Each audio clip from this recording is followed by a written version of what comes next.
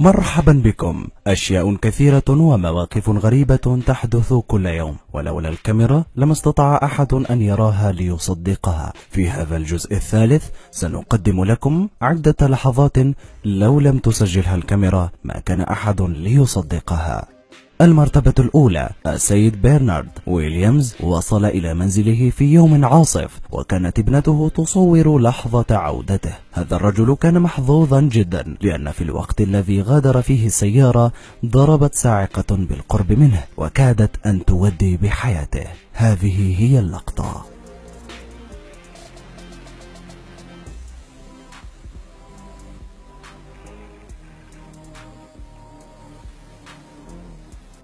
المرتبة الثانية: الفيديو التالي يظهر مجموعة عمال يقومون بالحفر، ولكن ما لم يتوقعه أي واحد منهم هو ما سيجدونه بالصدفة تحت الأرض. لقد صدموا بعد رؤية دب ضخم يخرج من الحفرة ويهرب بعيدا في الغابة. شاهدوا المقطع.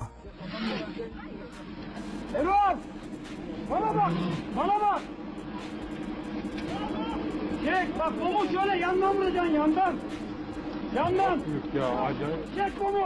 Bunu çek yukarı. Camını ört. Camını ört. Ört camını. Bunu çek. Bunu yukarı çek. Çek bunu yukarı. Tamam. Bekle. Elin, ne yaptın Elin? Tamam, çıktı. Korkmayın. Korkmayın. Ha? Tamam. المرتبة الثالثة: المجازف. من يصدق بأن ما قام به هذا الرجل حقيقي؟ لقد أقدم على خطوة خطيرة جدا. كان راكبا مع سائق متهور لم ينتظر عبور القطار، فقفز من السيارة للهرب، ولكنه كاد أن يتسبب في موته. هذا هو الفيديو المصور.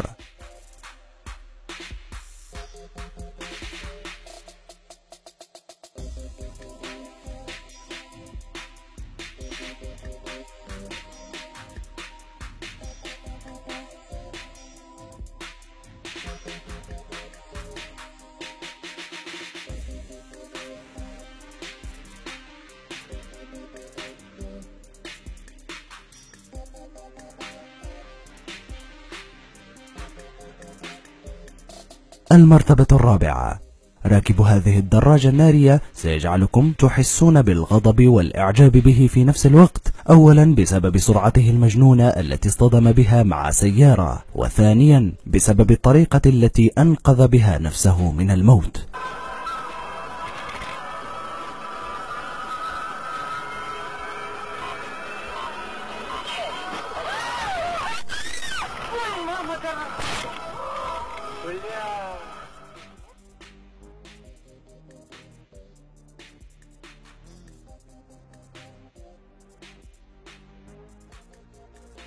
المرتبة الخامسة: عندما نفكر في الفهود فإننا غالبا ما نتخيلها تطارد حيوانات أخرى كالغزلان من أجل اصطيادها، ولكننا لا نتخيل أبدا هذه المفترسات قادرة على اصطياد أضخم طائر في العالم. هذا بالضبط ما وثقه المقطع التالي.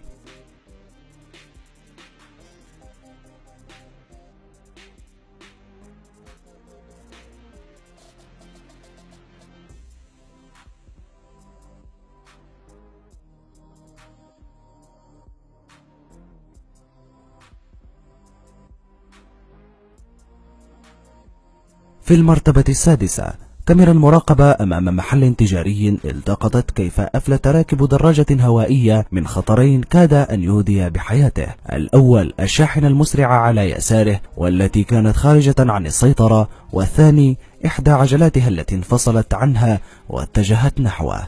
هذا هو الفيديو.